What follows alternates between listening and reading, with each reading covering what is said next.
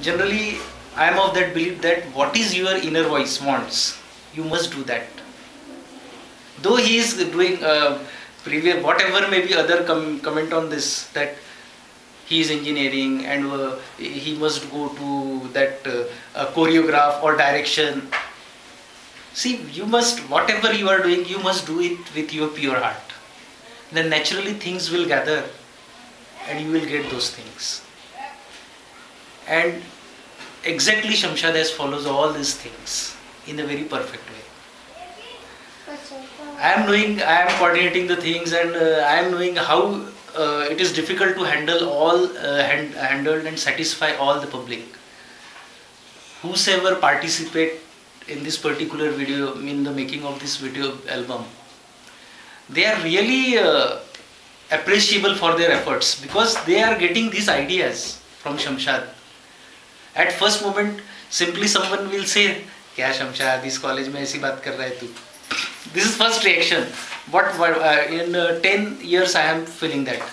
But whatever may be prejudiced opinion of others, Shamshad has made it wrong.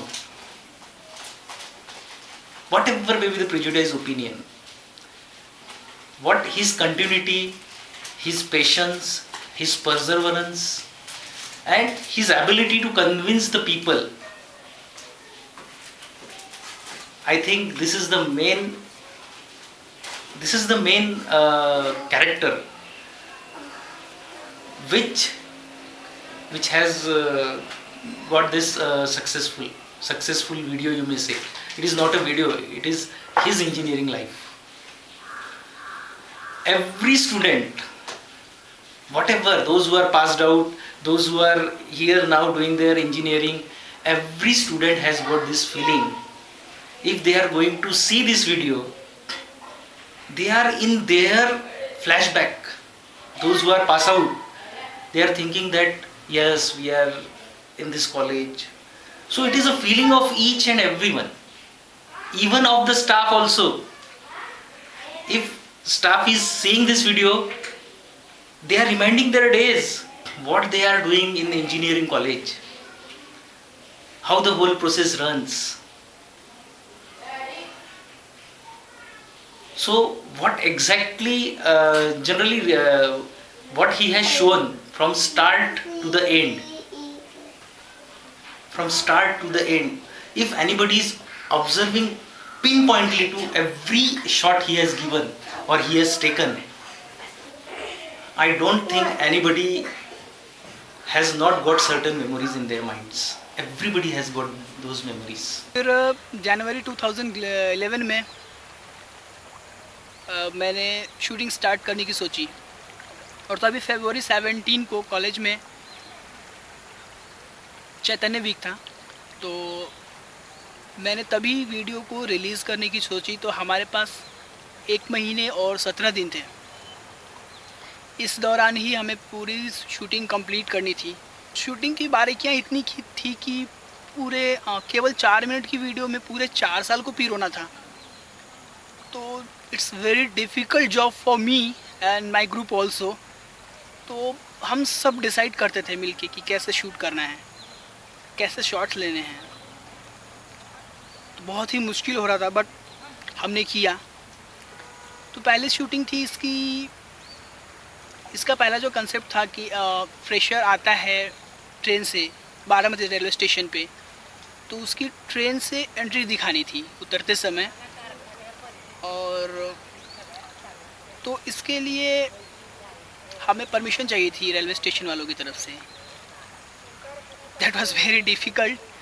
हमें permission नहीं मिल रही थी कि नहीं, स्टेशन मास्टर बोले कि हम ऐसा कुछ भी परमिशन नहीं दे सकते आपको, कि आपको रेलवे को शूट करना है, आपको एक वीडियो बनानी है, हमें अलाउ नहीं है। फिर उन्होंने बोला कि आपको इसके लिए जीआरपीएफ से बात करनी पड़ेगी। फिर हमने जीआरपीएफ से बात की, तो फिर किसी तरह से बहुत मुश्किलों के बाद हमें परमिशन मिल गई।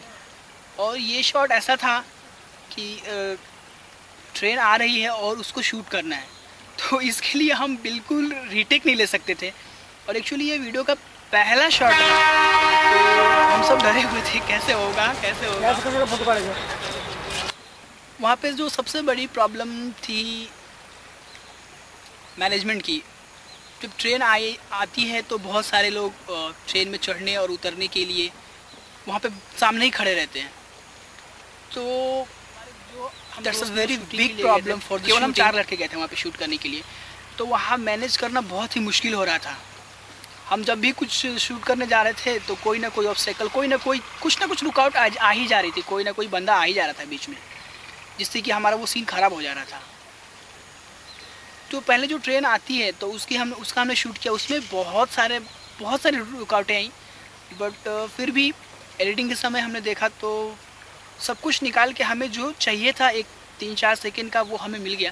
वी आर वेरी लकी कि हमें वो सीन मिल गया without any difficulties, without any obstacle, किसी के रुकावट के, कोई भी उसमें मतलब बिना वजह किसी की एंट्री नहीं है वहाँ पे।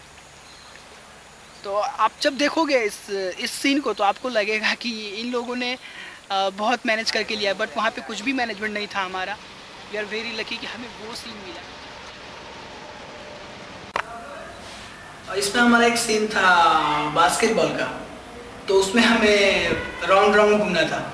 तो उसके लिए हमें जो शूट करना था तो हमें समझ में नहीं आ रहा था कि हम कैमरे की पोजीशन क्या दें।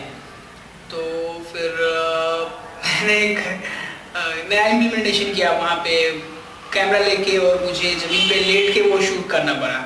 बट जो भी ऑब्स्टेकल्स शूटिंग के दरमियान आते गए, एक एक करके उसको सॉल्व करते गए।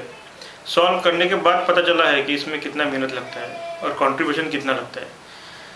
शुरू में तो ऐसा पता चला है, शुरू में ऐसा लगा कि इसमें थोड़ा सा इन्वॉल्वमेंट किया तो वो सक्सेस हो जाएगा, लेकिन जब ओरिजिनल काम करने लगे तो काम करने के बाद में ऐसा पता चला कि इसमें थोड़ा सा नहीं 100% डिवोशन देना पड़ेगा, और वही 2 या 3 दिन नहीं 2 या 3 महीने तक इसको झटना पड़ेगा, तभी ये सक्सेस हो सकता है। और इतना अच्छा ये वीडियो तैयार हो गया कि पता चलता है कि किसी प्रोफेशनल लोगों ने किया है। इसमें हमारा एक सीन था बास्केटबॉल का, तो हमें उसको शूट करना था, बट वो शूट करना इतना डिफ़िकल्ट था कि उसका जो शॉट हमें एग्जैक्टली चाहिए था वो हमें नहीं मिल पा रहा था। उसके लिए हमें मोर देन 40 टेक्स लेने पड़े। और मैं बहुत थैंक्स बोलना चाहूँगा उन दोस्तों का जो कि उस शूट में थे, विनय, गणेश, मोरे।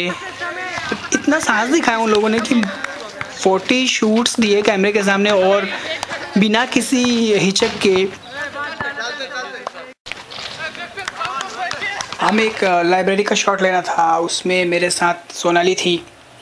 तो कैमरे के सामने उसका ये पहली बार था कि किसी वीडियो के लिए वो कैमरे के सामने आ रही है, तो बहुत ही घबराई हुई थी।